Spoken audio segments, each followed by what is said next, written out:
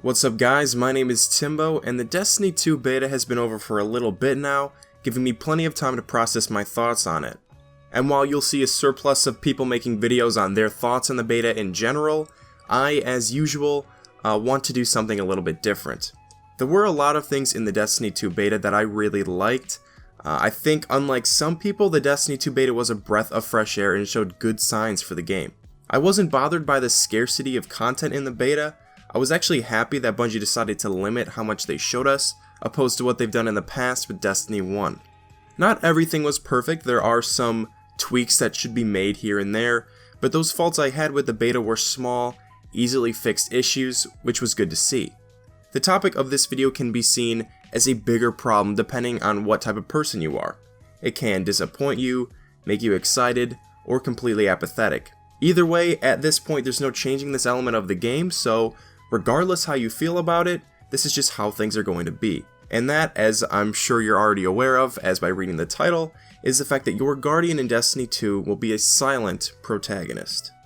Being honest, I can't sit here and say that this is something confirmed by Bungie, but not only have I heard other people talking about this, but it's also blatantly obvious in the story content we've seen so far. Never has there been a time in trailers, cutscenes, or gameplay where a Guardian has uttered a word. Now, is this a good thing or a bad thing? There really isn't a right or wrong answer to that question. But instead of just handing you my opinion on the matter and ending the video, I'm going to use some examples of other games I've played that go with a silent protagonist approach, discuss the relations with Destiny, and hopefully give you some more insight on the situation to allow you to form your opinion on this topic. The games I mainly want to focus on are your Call of Duty, Battlefield types of games, the BioShock trilogy, and some others. I do understand that there are multiple other examples for this that you may be thinking of, but just keep in mind that I'm just a guy, and I haven't played every game ever created. There are some other games that I have in mind that I know I could use, but I don't want to pretend like I've played them. I feel like it would be obvious, and I want to get my point across as well. So for the point of this video, we're just going to mainly stick to the games I mentioned. What you begin to notice after looking at games like this is that they all consist of a very similar formula. The camera angles are typically in first person, your character is guided by other characters who drive the story forward, and those characters talk to you in a very specific way. And in my opinion, the reason why people have a problem with the silent protagonist in Destiny is for two reasons. One, because your character wasn't silent in Destiny 1, and two, the main reason, because Bungie deviates from the quote-unquote rules set by these other games. And here's what I mean. When you look at the first thing I said, Destiny obeys these rules pretty well. It's a first-person game, and the game offers other characters to drive the story forward. In Destiny's case, those individuals are Cayde, Zavala, and your Ghost. But after that, conflict comes up. Now, a game doesn't need to obey these three things to be good.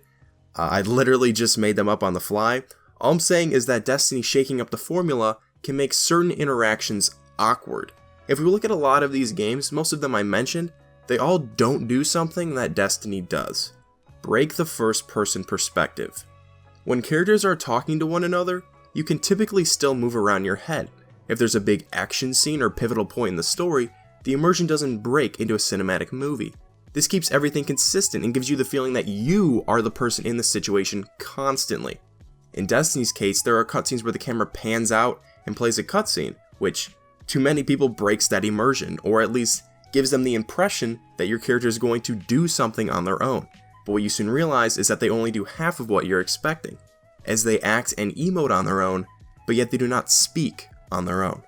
Looking at Battlefield 4 for example, you play as a generic military man Wrecker, and no matter what is happening, you are always in control of him, giving you the feeling that you are him and have an effect on the story, even though you don't.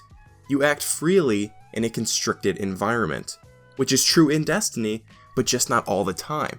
There is also a discrepancy on how characters speak to you. If you pay attention to how a lot of characters talk to you in other games with silent protagonists, they speak to you in a very specific way.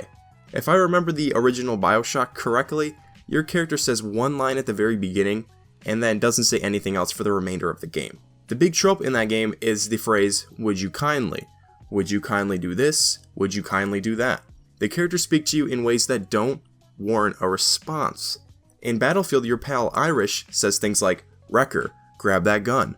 pull that lever. He's talking to you in a way where a verbal response isn't necessary. The dialogue is constructed purposefully to have other characters in the game talk at you, not to you. And it gives the effect that they are talking at you, the player, to do something. Come on, hey! You're gonna be okay, Doug. You're gonna be okay. We're gonna get you out. You're gonna be okay. It's gonna be okay, mate. It's the boss, man. You're damn right it's gonna be okay.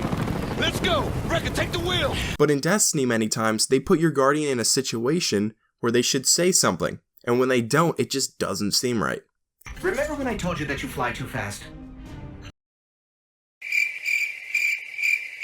And this a whole lot of times is why these other games never break from first person. Because when you do a close-up on someone, you expect them to say something, so they avoid that situation altogether. And as a side note to take into consideration, practically all of the games I mentioned have moved away from this design. BioShock Infinite introduced Booker DeWitt, a talking character that you are playing as. The newest Battlefield game, Battlefield 1, had you play as actual characters. I haven't played a Call of Duty game in a while, but if I remember correctly, your character is starting to talk in those too. Even smaller indie titles like Outlast have moved away from the silent protagonist to opt for a more developed character. The last thing I want to talk about before we get into my take on all of this has to do with your importance to the story. Destiny is a hard game to talk about, because unlike a lot of those games I've mentioned, Destiny is a game about your legend. And while you don't create your own story, it is supposed to be surrounded around your own unique experience. So giving your guardian a name would be weird too. It's not like Destiny is the only game like this that is going with this approach, but as I'll go into at the end of the video, I think there's a solution to this problem that solves everything. The weird thing about Destiny is that despite you doing all of these great things and creating your legend, your character never develops and becomes the least interesting part of the game. This whole time I've been referring to you as a silent protagonist, but the fact is that Destiny doesn't even make you that. They just make you silent. What I mean by that is this: whenever something interesting is happening, you are not part of it. Every scene that has good dialogue, character development, or action, you are nowhere to be seen. Every chance for you to develop a relationship and interact with other characters like your ghost is unable to happen. This became especially prominent to me in Rise of Iron, when Lord Salabar is talking about how the Iron Lords fell. He tells you in the famous stand there and get talked to way that there were like hundreds of these great Iron Lords that fought and died in a losing battle against Siva.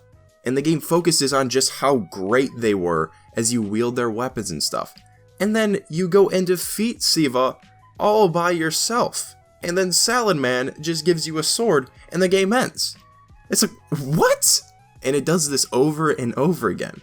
You do all of these things that these supposed legendary other guardians couldn't. Defeating the darkness, Crota, Oryx, and yet you remain this bland, interchangeable part that has zero development or street cred. And you know, I get it, you feel like an interchangeable part because you are one. You're not Master Chief, you're random guardian 106,429. But even with that being true, it just creates this awkward situation where the people you're supposed to look up to are actually now below you. And this is where the root of the problem is for a lot of the people that have a problem with this design choice. In this game, you have these holes, these weird little things. Everything story-wise in Destiny that is interesting and cool has nothing to do with you.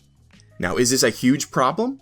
In the grand scheme of things, does this have a huge impact on the game's overall quality? No, it doesn't. Destiny put itself in an odd position, as it tries to be so many different games at once. And so your Guardian's lack of character is just another example of a problem that arises with this approach. For me, not having your Guardian talk doesn't make the game worse, but having them talk in a way that I'll explain in a second would make the game better. There is no right or wrong answer to this situation, because unlike a lot of the issues you have with a game, this one isn't so cut and dry. It's not something that can be easily altered and patched overnight. This is a decision that Bungie had to make when they started creating the campaign for Destiny 2. It's purely a design element that the game has, and whether you like it or not, and to what degree that like or dislike may be, is entirely up to you. It's like saying that you don't like Hitman because you have to stealth all the time.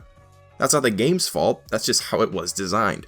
And whether you like that or not is completely subjective and up to each and every individual person to decide for themselves. My personal opinion on the matter is that I'd prefer it to be different, but I'd rather they make my character mute than copy what they did in vanilla Destiny's campaign. In that your character barely said anything, and whenever they did, it didn't really matter. I think the writing will be much better in Destiny 2, but even still, having a mute character is fine with me.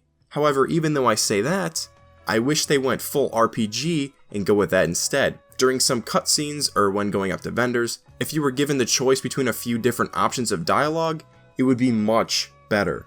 I don't want it to be impacting the story like a Telltale game would, but having the option there to pick what you want to say makes your character a character, and fixes a lot of the awkward problems caused during cutscenes and character interactions. Being able to go up to vendors and having a few different dialogue options like there is in Horizon or The Witcher would be great for this game as well. They talk about putting lore in the game, well, here you go.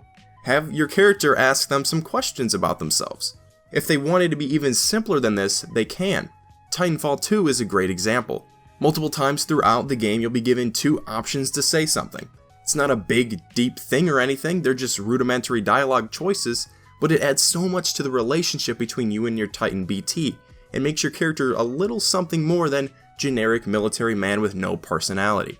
It gives you the feeling that you are interacting with them, and I think in a game like Destiny, that's exactly what they want you to feel. How long did you serve with Lastimosa? Captain Lastimosa linked with me 973 days ago. That's longer than any relationship I've had. Noted. The problem that lies here is that I don't think Destiny knows what game it wants to be. It's not like The Witcher, where you're making decisions and role-playing as a certain character like Geralt.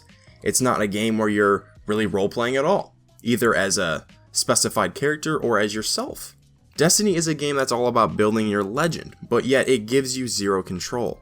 It's like I'm playing through a single-player game with a linear, set story like The Last of Us, but instead of playing as Joel, I'm some generic, random dude who just emotes to show emotion. They don't assign you a character, and they don't let you influence the dialogue.